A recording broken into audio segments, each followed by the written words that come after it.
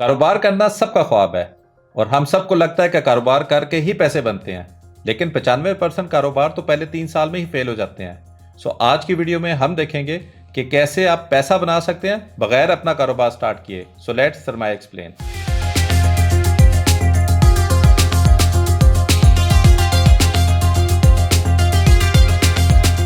अभी कोई रिसेंटली मैंने एक मनी माइंडसेट का सेशन किया और मैंने ऑडियंस से एक पोल किया और पोल पे मैंने ये कहा कि अगर मैं आपको 50 लाख रुपया दूं तो बताएं आप क्या करेंगे। और 75% लोगों ने कहा कि हम अपना बिजनेस स्टार्ट करेंगे। और इस 75% की वजह क्या होगी कि उनका इंटेंट था कि शायद बिजनेस करके ही पैसे बनते हैं। तो मेरे ख्याल में सबसे पहले ये समझना ज़रूरी है कि क्या बिज़नेस से पैसे बनते हैं, और उसके लिए ये समझना ज़रूरी है कि बिज़नेस का लाइफ साइकिल क्या है। और हम एक एग्जांपल लेते हैं कि फॉर एग्जांपल अगर आपने कोई कारोबार स्टार्ट करना है और अगर आपकी जो इन्वेस्टमेंट है वो 10 लाख रुपये है, तो कैसे होगी आपकी इन्वेस्टमेंट, आए देखते हैं। अब बिजनेस लाइफ साइकिल को समझने के लिए हम एक एग्जांपल लेते हैं। फॉर एग्जांपल सरमाया की एक बिरयानी की शॉप हम खोल रहे हैं और हमारी कितनी इन्वेस्टमेंट है, 10 लाख रुपए की।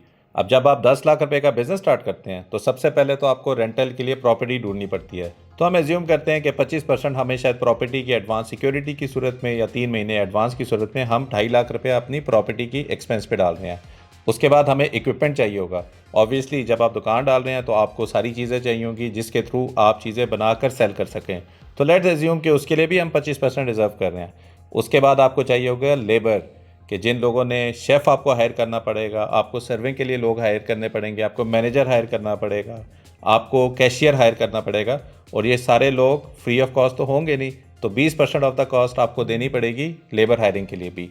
और उसके बाद आपको मटेरियल चाहिए जिसको बनाकर आपने सेल करना होगा।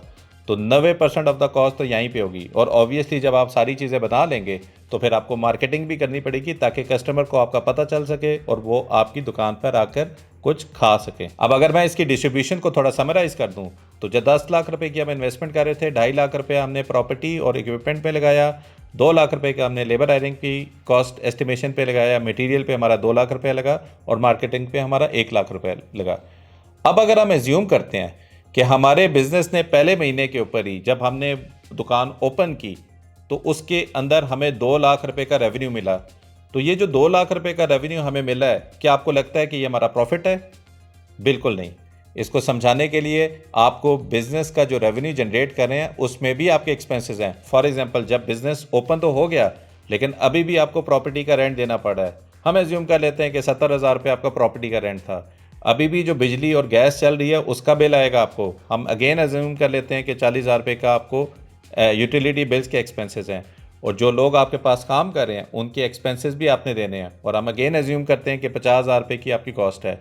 अब अगर आप देखें कि जितना आपका रेवेन्यू था जो कि 2 लाख रुपया था और जितना आपका एक्सपेंस है जो कि तकरीबन 1,60,000 रुपये का है, तो क्या आपके जो रिमेनिंग अमाउंट है नेट प्रॉफिट, वो वाकई नेट प्रॉफिट है? बिल्कुल नहीं। इसको समझने के लिए अगेन ज़रूरी है ये समझना कि आपने इन्वेस्टमेंट कितनी की थी। आपने इन्वेस्टमेंट की थी 10 लाख रुपया और अभी आपको कितना प्रॉफिट हुआ है? सिर्फ 40,000 रुपया। इसका मतलब है जो कि कैपिटल इन्वेस्टमेंट आपकी थी 10 लाख रुपया, उसमें से तो सिर्फ 40,000 रुपया रिटर्न हुआ है। आपको पैसे अभी भी जो रिकवर करने अपनी इन्वेस्टमेंट के, वो चाहिए 9,60,000 रुपया। अब ये जो 40,000 रुपये का माहाना प्रॉफिट कर रहे हैं, आपको अगले 25 महीने कंसिस्टेंटली कम से कम 40,000 रुपये का प्रॉफिट करेंगे तो कहीं जाके आप ब्रेक इवन होंगे। क्यों? क्योंकि आपकी तो एक्चुअल बेस इन्वेस्टमेंट ही 10 लाख रुपये थी। अब मैं ये नहीं कह रहा कि शायद आप 40,000 रुपये से ज़्यादा प्रॉफिट ना कर सके, लेकिन मैं ये भी नहीं कह रहा था किसी महीने आपको 40,000 से नीचे या लॉस में भी आप ना जा सके। लेकिन ऑन एवरेज अगर आप 40,000 करेंगे तो आपको 25 महीने चाहिए। इसका मतलब है कि 2 साल के बाद जाके आप ब्रेक इवन के ऊपर होंगे।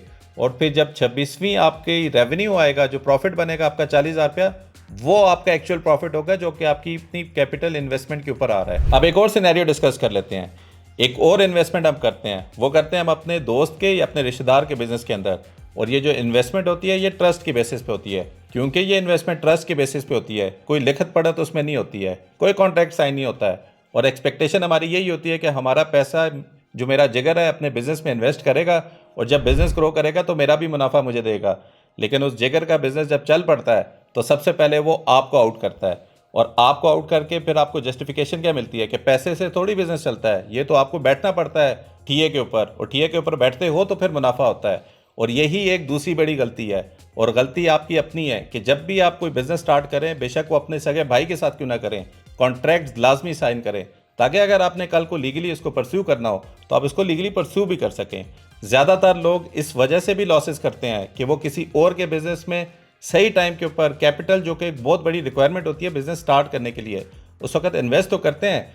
जब आपको उसकी सक्सेस के अंदर शेयर मिलने वाला होता है उस वक्त सबसे पहले आउट होते हैं आप, और फिर आपको एक रिग्रेट होता है कि काश आपने ये एक कॉन्ट्रैक्ट साइन कर दिया होता तो आप भी आज इसके ओनर हो सकते थे। और बाय द वे, ये जो आप अपना बिजनेस स्टार्ट करते हैं या आप अपने फ्रेंड्स और फैमिली के बिजनेस पे भी शराकत करते हैं, और अगर आपके साथ कोई हैंड ना भी हो तो इन दोनों केस के अंदर, जैसे मैंने पहले एग्जांपल में कहा, आपको कम से कम 2 साल चाहिए होते हैं, तब जाके आपका पैसा रिकवर होता है और फिर आपको पहला प्रॉफिट होता है। और ये जो इतना लंबा अरसा आप ड्यूरेशन वेट करते हैं, पेशेंस के साथ करते हैं, कभी आज तक आपको तकलीफ हुई है कि पैसा इतनी जल्दी हमें रिटर्न क्यों नहीं आ रहा? लेकिन यही बिहेवियर हमारा चेंज हो जाता है जब हम स्टॉक मार्केट पे इन्वेस्ट करते हैं। आज आपने इन्वेस्टमेंट स्टार्ट की, आपको कल से प्रॉफिट होना चाहिए। अगर 3 से 4 महीने आप प्रॉफिट में नहीं आए हैं तो आपको टेंशन स्टार्ट हो जाती है कि प्रॉफिट में क्यों नहीं आ रहे हैं। फिर आपको समझ आती है कि नहीं यार, मुझे तो अपना बिजनेस करना चाहिए था, अपना बिजनेस करता तो मैं जल्दी प्रॉफिट में कर लेता। लेकिन यहाँ पे आपको समझ नहीं आती है कि जो कैपिटल इन्वेस्टमेंट आप कर रहे हैं, आपको तो चलती फिरती बिजनेस के अंदर से रेवेन्यू शेयर के ऊपर प्रॉफिट मिल रहा है। यही बिजनेसेस जिनको सालों साल लगे हैं अपने आप को इस्टेब्लिश करने के लिए, सोचे कितना बड़ा ह्यूमन रिसोर्स इन्होंने लगाया हुआ है। हम टीवी खोलते हैं, इन्हीं का इश्तिहार देखते हैं, हम गाड़ी चलाते हैं, इन्हीं के बिल बोर्ड्स लगे होते हैं, हम इन्हीं के पास जाके अपना पेट्रोल लगा डाल रहे होते हैं, हम इन्हीं की चीज़ें अपने घर के अंदर यूज़ कर रहे होते हैं। अगर मैं आज आपको बताऊं कि मैं आपको 1 बिलियन रुपया देता हूं और मैं आपको कहता हूं कि यार एक बैंक खड़ा करो, शायद आपको कैपिटल तो बहुत कम लगे कि यार बैंक तो आराम से खड़ा हो जाएगा, लेकिन आप किसी भी एस्टेब्लिश बैंक के साथ अगर आप खड़े हो तो कभी भी कोई कस्टमर आपके बैंक में नहीं आएगा, क्योंकि जो बैंक आपके पैरेलल में है उसको सालों साल लगे हैं। एक एतमाद और ट्रस्ट है उस बंदे का उस बैंक के ऊपर। इसी तरह आप किसी और प्रोडक्ट को देख लें, मे बी आप अपना केचप का बिजनेस स्टार्ट करें, लेकिन किसी भी एस्टेब्लिश ब्रांड के केचप के साथ अगर आपका केचप पड़ा होगा तो जो कस्टमर होगा वो हमेशा एस्टेब्लिश ब्रांड की तरफ ही जाएगा। क्यों? क्योंकि उस कस्टमर ने बहुत इन्वेस्टमेंट की हुई अपने प्रोडक्ट की एक ब्रांड की बिल्डिंग के ऊपर, और ब्रांड की जो वैल्यू है वो एक नया बिजनेस बड़े कम उसके ऊपर नहीं उसको कम्पीट कर सकता। तो हमें समझना ये चाहिए कि रादर देन कि हम अपना बिजनेस फ्रॉम स्क्रैच बिल्डअप करें, यही चलते फिरते बिजनेसेस आपको स्टॉक मार्केट पे नजर आते हैं। इन्हीं बिजनेसेस के साथ एज ए कस्टमर आप इनके साथ डील कर रहे हैं, जब इनकी प्रोडक्ट आप शेल्फ से उठा रहे होते हैं, इन्हीं के रेवेन्यू में वो रिफ्लेक्ट हो रही होती है। एक और कॉमन प्रॉब्लम जो पाकिस्तान में बड़ा क्लियर नजर आता है कि जो बड़े बड़े सेलिब्रिटीज, जो स्टार्स हैं, इवन जो क्रिकेटर्स हैं, वो भी अपना जाके रेस्टोरेंट ही खोलते हैं, वो भी शायद अपना ब्रांड भी करते हैं। बहुत कम लोग होते हैं जिनका ब्रांड जो है सक्सेसफुल हो जाता है। उन लोगों को भी ये सोचना चाहिए कि आपकी जो इन्वेस्टमेंट आप इतनी बड़ी करने जा रहे हैं, उससे बेहतर है कि आप चलते फिरते बिजनेसेस के अंदर देखें जहां पे आपके पास अपॉर्चुनिटी ज़्यादा है। आपको फोकस करना चाहिए अपने काम के ऊपर। बिजनेस आपके लिए बना बनाया है, और आज जब एक नया ग्रेजुएट किसी भी अच्छी यूनिवर्सिटी का आता है तो इन्हीं बिजनेसेस के अंदर जाके पहले कोशिश करता है कि वो हायर हो जाए, और यही फ्रेश जो माइंड है उस बिजनेस को फर्दर ग्रो करता है। तो जो भी सेलिब्रिटीज़, क्रिकेटर वगैरह हैं, उनको भी देखना चाहिए कि ये स्टॉक मार्केट ऐसी जगह है जहाँ पे चलते फिरते बिजनेसेस में आप इन्वेस्ट कर सकते हैं, प्रॉफिट कमा सकते हैं, और अपनी गेम पर या अपने काम के ऊपर फोकस रहकर और अपने करियर को और प्रोलॉन्ग कर सकते हैं। जब भी आप स्टॉक मार्केट पे इन्वेस्ट कर रहे होते हैं, आप गैम्बल नहीं कर रहे होते हैं, आप उस कंपनी की ओनरशिप के अंदर अपना हिस्सा रख रहे होते हैं, और आपने ये सोचना है कि जिस कंपनी पे आप इन्वेस्ट कर रहे हैं वो कंपनी बेचारी 24 घंटे आपके लिए काम कर रही है कि किस तरह आपके पैसे को और ग्रो कैसे करना है। और जितना पेशेंस आपने अपने फ्रेंड एंड फैमिली के बिजनेस या इवन अपना बिजनेस जो फेल हो चुका था उसमें किया, इतना ही पेशेंस अगर आप स्टॉक मार्केट की इन्वेस्टमेंट में भी क्रिएट कर सके किसी तरीके से, तो आप बहुत पैसे बना सकते हैं। आज की वीडियो में हमने क्या सीखा? May be starting A business can be good idea. अगर आप पैशनेट हैं और आपको पता है कि जो आप काम कर रहे हैं उसका इम्पैक्ट है सोसाइटी में, आप पैसे कमा सकते हैं।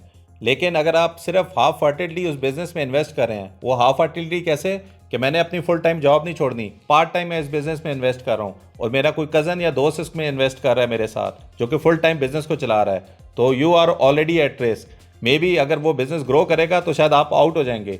अगर आप इस फेज के ऊपर हैं कि आपने इन्वेस्ट करना है, तो आपको देखना चाहिए स्टॉक मार्केट को, आपको देखना चाहिए म्यूचुअल फंड को, जो आपके पैसे को ग्रो करे। और जो पेशेंस आपने बिल्ड किया अपने बिजनेस को ग्रो करने के लिए, वही पेशेंस आप यहाँ पे ले आएं, आप बहुत पैसे बना सकते हैं। अगर मैं आज आपसे पूछूं कि मैं आपको 50 लाख रुपए देता हूं, आप बताएं कि आप उसको क्या करेंगे? क्या अपना नया बिजनेस स्टार्ट करेंगे या एस्टेब्लिश बिजनेस में इन्वेस्ट करें? प्लीज़ कमेंट में ज़रूर लिखिएगा। Thank you.